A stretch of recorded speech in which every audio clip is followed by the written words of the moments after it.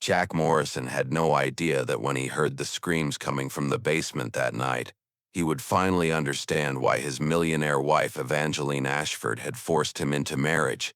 But when he opened that basement door, what he found would change not only his life but the entire town of Silverdale forever. Because those screams were coming from someone who was supposed to be dead. And that person was Evangeline's first husband, William Ashford. Alive, breathing, and held captive in that basement for the past 3 years. But what Jack didn't know was that William wasn't the only secret hidden in that mansion. And by morning, the entire town would discover that the richest woman in Arizona had been playing a deadly game that would either save them all or destroy everything they held dear. The scorching summer of 1889 was proving deadly for the town of Silverdale, Arizona. Jack Morrison had been surviving on breadcrumbs for the past 2 months. This strong 29-year-old cowboy had once been one of the region's most successful miners. But when the great drought dried up the water sources, his mine had closed, his workers had abandoned him, and his debts had piled up like mountains. The bank foreclosure notice in his pocket served as a constant reminder that he had exactly 7 days before losing everything his grandfather had built with his bare hands. 7 days before becoming another casualty of the unforgiving desert that had already claimed so many dreams and lives. What made Jack's situation even more desperate was the letter he'd received that morning from his younger brother in California. Tommy was sick, dying of consumption, and needed money for treatment. Jack was the only family Tommy had left, but how could he save his brother when he couldn't even save himself? On that blazing Tuesday afternoon, as Jack walked into town, he could feel the stares burning into him. The Morrison family had once been a respected name in this town.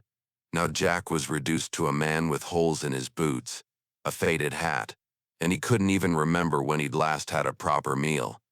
The whispers followed him down the street like vultures circling carrion. "There goes Jack Morrison," they'd say. "Once owned the richest mine in 3 counties, now can't afford a decent meal." But what hurt more than their words was the pity in their eyes. The same eyes that once looked at him with respect and admiration. Walking down the dusty main street, the sight that greeted him stopped him dead in his tracks. On the shaded veranda of the town's largest mansion stood a woman dressed in black. Evangeline Ashford. After her husband William's death in a mining accident 3 years ago, she had become the richest widow in the entire state, and this mysterious figure walked straight toward Jack when she spotted him. "Mr. Morrison," said Evangeline, her voice as harsh as the desert wind but just as urgent. "I need to speak with you immediately. It's a matter of life and death." Jack stared at the woman in bewilderment. What business could Evangeline Ashford possibly have with him in this scorching heat? As they walked toward her mansion, Jack couldn't help but notice how the townspeople watched them with undisguised curiosity. The richest woman in Arizona walking arm in arm with the town's most desperate man. It was the kind of spectacle that would fuel gossip for months. But there was something else in their stares. Something that made Jack's skin crawl. Fear. The townspeople were afraid of Evangeline Ashford, and he was beginning to understand why. In the mansion's cooled parlor, sitting under large fans, Jack wasn't prepared for Evangeline's proposal. "I want you to marry me," said Evangeline, with no preamble whatsoever. "This evening." Jack's jaw dropped. "Ma'am, I have the utmost respect for you, but in return I'll pay off all your debts. I'll make you a partner in a new mine." And Evangeline paused, a strange glint appearing in her eyes. "I'll give you $1 million. The world spun around Jack. $1 million. With that money, he wouldn't just survive. He'd become one of the richest men in the state. And there's something else. Evangeline continued, her voice dropping to a whisper. "Your brother Tommy, in California. I know about his condition. With my resources, I can get him the best doctors money can buy. But only if you agree to marry me tonight." Jack's blood ran cold. How did she know about Tommy? He'd told no one about his brother's illness. But why? Jack's voice trembled. "You don't even know me." Evangeline walked to the window, looking out at the scorching landscape. I need you, Mr. Morrison, tonight. And you need to promise me you won't ask questions. There are people coming, Evangeline continued, her voice dropping to barely above a whisper. Dangerous people who want what's mine. I need a husband, someone strong, someone desperate enough to protect me without asking why. You fit that description perfectly. She turned back to face him, and Jack saw something in her eyes that chilled him despite the desert heat. Pure, undiluted terror. 2 hours later, the wedding ceremony took place in the town's small church. Evangeline was in such a hurry that she didn't even give Jack time to put on clean clothes. The wooden pews in the church were baked from the scorching heat, making them almost too hot to sit on. As the preacher spoke his words, Jack noticed that Evangeline kept looking outside. The woman seemed to be either waiting for someone or running from someone. And strangest of all, despite the scorching heat, she hadn't broken a sweat. She seemed made of ice. During the ceremony, Jack caught sight of 3 men on horseback watching from across the street. They wore black suits despite the heat, and their faces were hidden under wide-brimmed hats. Something about them made every instinct Jack had developed during his years in the dangerous mining camps scream danger. When he blinked, they were gone, but the chill they'd left behind lingered. One of the men had been holding something that glinted in the sunlight. A badge. Federal Marshal. Jack's heart pounded as he realized these weren't ordinary dangerous men. They were lawmen, and they were watching Evangeline. What had his new wife done that would attract federal attention? Evangeline Ashford, do you take Jack Morrison as your husband? I do. Evangeline's answer was as cold as a desert night. Jack Morrison. Do you take Evangeline Ashford? I do, Jack answered breathlessly. During the ring exchange, he felt Evangeline's hand trembling. How could this woman be so cold in this heat? As soon as the ceremony ended, Evangeline said, "Let's go home immediately. We need to be there before sunset." The Ashford mansion was an oasis in the middle of the desert. Its thick walls kept the heat outside, while the marble floors inside remained cool. It was more luxurious than Jack could ever have imagined. Crystal chandeliers, gold-inlaid furniture, imported carpets. But what was strange was that there were no servants in such a large house. "Where are your workers?" asked Jack, wiping sweat from his forehead. "We don't need them," Evangeline said quickly. "Tonight it'll just be the two of us." "I had to let them all go," she added, avoiding his eyes. "Trust is a luxury I can no longer afford. The fewer people who know our business, the safer we'll be." Jack wanted to ask safer from what, but something in her tone warned him not to push. Evangeline led Jack to the second floor. The marble stairs felt cool under his feet. "This is your bedroom," she said, pointing to a door. "My room is at the end of the corridor." "But Jack," the woman stopped, a strange expression appearing in her eyes. "Tonight, no matter what sounds you hear, don't leave your room, not for anything." "What do you mean? Promise me." "No matter what you hear, you won't leave your room." Jack nodded, but he had a strange feeling inside. There was no one else in this big house besides them, so what sounds was she talking about? As Jack settled into his room, he noticed something odd about the house's layout. Every window had heavy curtains drawn tight, and he could hear the faint sound of chains rattling somewhere deep below. The floorboards above creaked as if someone was pacing back and forth. But Evangeline had said they were alone. Who else was in this house? At midnight, while the heat outside was still suffocating, Jack was awakened from deep sleep by screams. A male voice, hoarse and agonized. The sounds were clearly coming from below, from the basement. Jack jumped out of bed. He remembered Evangeline's warning. But these screams, someone was suffering. In this scorching heat, the basement must have been like an oven.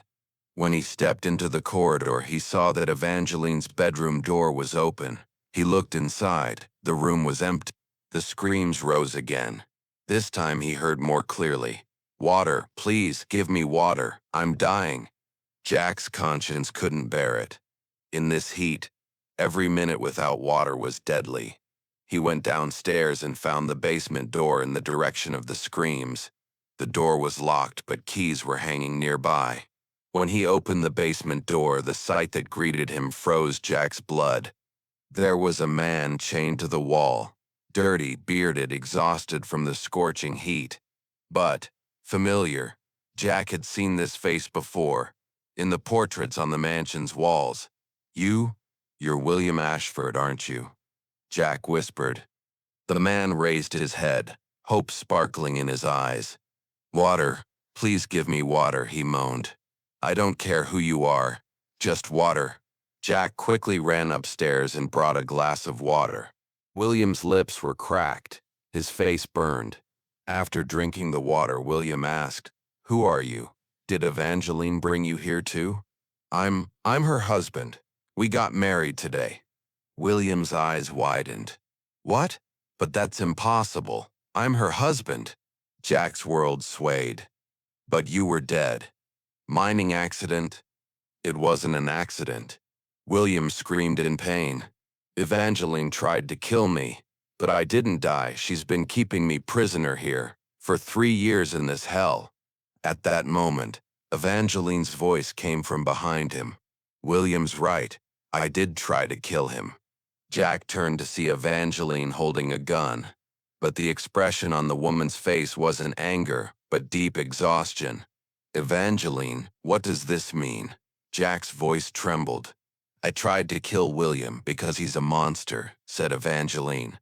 "But I couldn't do it, so I'm keeping him prisoner here, so he suffers every day in this heat." "She's lying," William shouted, pulling on his chains. "She tried to kill me for my money." Evangeline laughed bitterly. "Your money? William, your money was already mine. Everything was left to me in our marriage contract." Jack looked between the two of them in confusion. He couldn't last long in this scorching heat. "Someone tell me the truth." "William, tell Jack what you did to my family," said Evangeline coldly. William's face changed. His previous desperate expression disappeared, replaced by a sinister smile. "Your family?" William laughed. "You mean that old fool of a father and that naive sister of yours."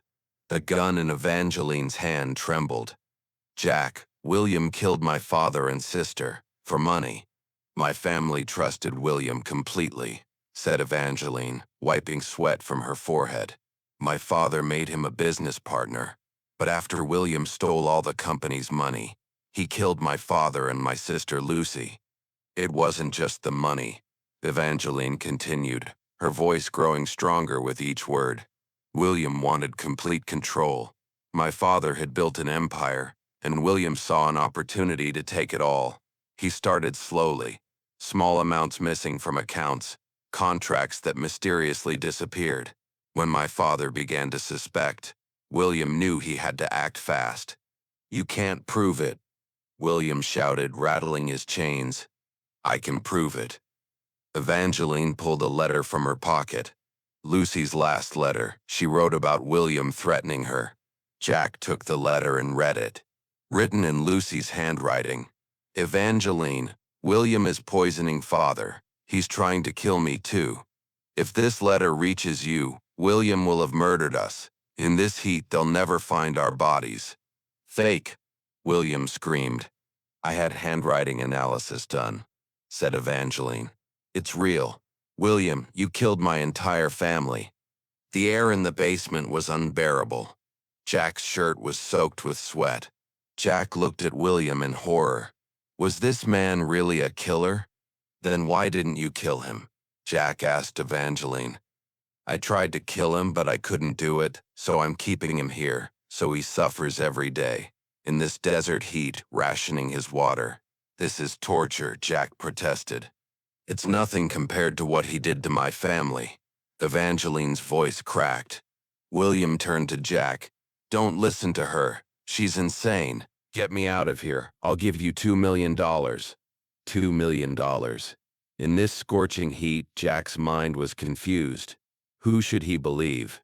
At that moment, Evangeline said, "Jack, do you know where the money William's offering comes from?" "Where?" From the money he stole from my family. That money is already mine. Just then, the house door was pounded hard. They all froze. Sheriff, open the door. Evangeline panicked. How did they find us? William laughed. Because I alerted them. What? Jack was shocked. Did you think I was just screaming down here? William showed a small whistle attached to his chain. This is a sheriff's whistle. I blew it this evening. The sheriff would have arrived by now. Evangeline looked at Jack desperately. What do we do now? The sheriff began breaking down the door. Evangeline, Jack said quickly. Do you have other evidence of William's crimes? There are documents in Father's safe, but where? In William's old room, in a secret compartment. Jack quickly ran up the stairs. The sheriff was about to finish breaking down the door. Jack found the secret compartment in William's room. Inside were not only documents but also a diary, confessions written in William's own handwriting. Today I poisoned old James. Evangeline's father is gone. Tomorrow I'll take care of Lucy too. In this desert heat, no one will ever find her body. Then I'll marry Evangeline and own everything. The diary contained page after page of meticulous planning. William had documented every step of his scheme, the gradual poisoning, the forged documents, even detailed maps showing where he'd hidden the bodies in the vast desert. What chilled Jack most was how clinical it all was, as if William was recording a business transaction rather than planning multiple murders. Jack grabbed the diary and ran downstairs. Just then the sheriff and his men burst in. Hands up. Nobody move. Sheriff. Jack extended the diary. This man's confessions are in here. William Ashford is a killer. The sheriff examined the diary. Then he looked at William. William Ashford, you're under arrest for the murders of James Mitchell and Lucy Mitchell. William's face went white. No, that diary is fake. We'll do handwriting analysis in court, said the sheriff, unlocking William's chains. A week later in court, William's crimes were proven. Justice had been served for Evangeline's family. Jack and Evangeline sat on the mansion's cooled veranda. Outside, the desert wind was blowing. What happens now? Asked Jack. I've made peace with the past now, said Evangeline. But our marriage, I only did it for revenge. Jack touched Evangeline's hand. Maybe we can start over. This time for the right reasons. There's something else I need to tell you, Evangeline said softly.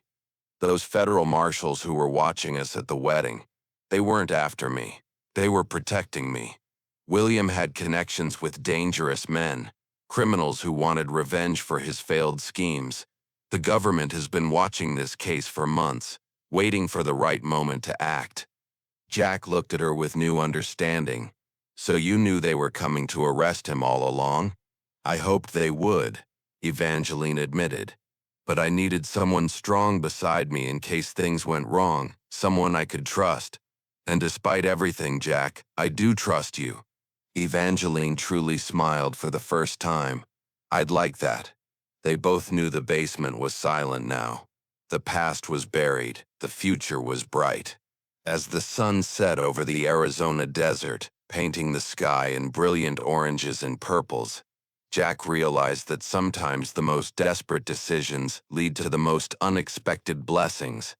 He had married for money and survival, but found something far more valuable, a woman who understood loss, a partner who valued justice, and a love built on truth rather than convenience. Sometimes justice may be delayed, but it's never lost. Jack Morrison had accepted this strange marriage when he was about to die of starvation and found not only money, but true love. Evangeline, while pursuing revenge, had rediscovered the love in her heart. That basement was now closed, but they had built a home with doors open to love. If you enjoyed this story, don't forget to watch our other videos that will appear on your screen. More unforgettable tales await you, where justice and love meet in unexpected ways. Don't forget to subscribe and support us with a super chat. Your support means everything to us.